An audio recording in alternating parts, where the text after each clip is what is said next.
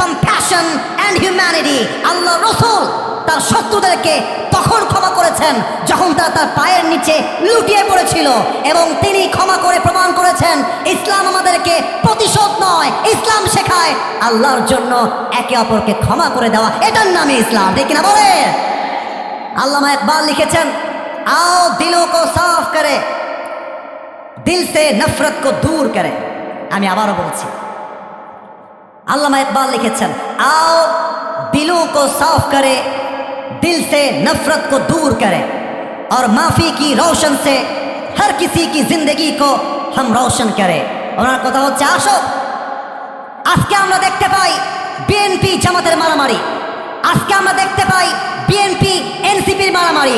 আমরা এই বাংলাদেশ চাই না, আমরা চাই বিএনপি জামাত এনসিপি ঐক্যবদ্ধ হয়ে কাজ করবে। স্বৈরাচার এই বাংলাদেশে আর কখনো ফিরে আসতে পারবে না, ঠিক কিনা বলো? ক্ষমা করতে হবে একে অপরকে। অতএব ইসলামের নবীর আদর্শের আজ প্রথম শিক্ষা ক্ষমা। এবার সবাই একটা কাশি দিয়ে উত্তর দিবেন, কাশি দেন। আজকে প্রথম শিক্ষা ক্ষমা, বলেন সবাই প্রথম শিক্ষা। এবার নবীর জীবন থেকে আমরা 2 নাম্বার শিক্ষা জানতে চাই। শিক্ষার নাম হচ্ছে ধৈর্য তথা সবর। একটা প্রশ্ন করব, বেঁধে যাবেন না, বেঁধে যাবেন না, বেঁধে যাবেন না, একটু ঠান্ডা মাথায় উত্তর দেন। বলেন তো নবীজির সবচেয়ে কলিজার টুকরা আদরের মেয়ে নাম কি? এই যে ভয় পাইছেন আপনারা, ভাই কথা কষ্ট না কিসের জন্য? ফাতেমা। বলেন সবাই নাম কি? এবার কম দিই, ফাতেমার স্বামীর নাম কি ছিল? মুরব্বীরা উত্তর দেয়, যুবকরা উত্তর দেয় না। ছি ছি ছি, লজ্জা লেগেছে আমার। ফাতেমার স্বামীর নাম আলী। বলো ফাতেমার স্বামীর নাম কি? এবার তো বাচ্চা বাচ্চা উত্তর দিবে। একটা প্রশ্ন করবো, বলো তো ফাতেমার গর্ভ থেকে 2 জন জান্নাতের সর্দার এসেছিল, এক হাসান 2। দেখেন নবীজি ধৈর্যের শিক্ষা কেমন করে দিয়েছে। তবে একটা কথা আমি না বললে আমার পেটের ভাত হজম হবে না। আমার মনে হয় আমি সহ আমরা সবাই যারাই বসে আছি, আমরা সবাই মধ্যবিত্ত পরিবারের সন্তান। কথা ভুল বললাম না ঠিক বললাম বল?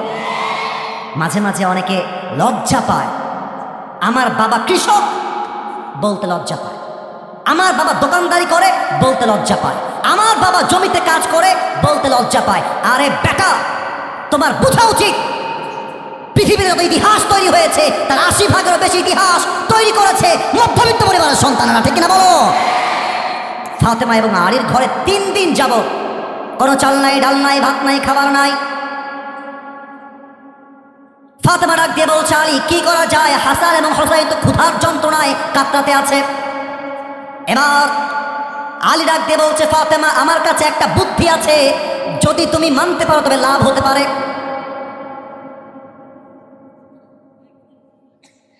ফাতেমা ডাক দিয়ে বলছে, বলো কি বুদ্ধি আছে, আমি তাই করতে চাই। আলী ডাক দিয়ে বলছে, বাবার কাছে যাও, ডাক দিয়ে বলো, আব্বা জান আতিনি শাইআন, 3 দিন যাবত ক্ষুধার্ত, কিছু খাবার আমাদেরকে দান করেন। তোমাকে আব্বা খাবার দিবে, তুমিও খাবা, আমিও খাবো, হাসান খাবে, হোসাইন খাবে, ক্ষুধা আমাদের নিবারণ হয়ে যাবে। কোন সবাই সুবহানাল্লাহ। বলছে ঠিক আছে, যেহেতু তুমি স্বামী আমাকে অর্ডার দিয়েছো, আমি আমার বাবার কাছেই যাব। এই কুষ্টিয়াতে টিনের বাড়ি আছে, টিনের বাড়ি, আমার বাসাও টিনের, এটা বলতে লজ্জাবোধ নাই।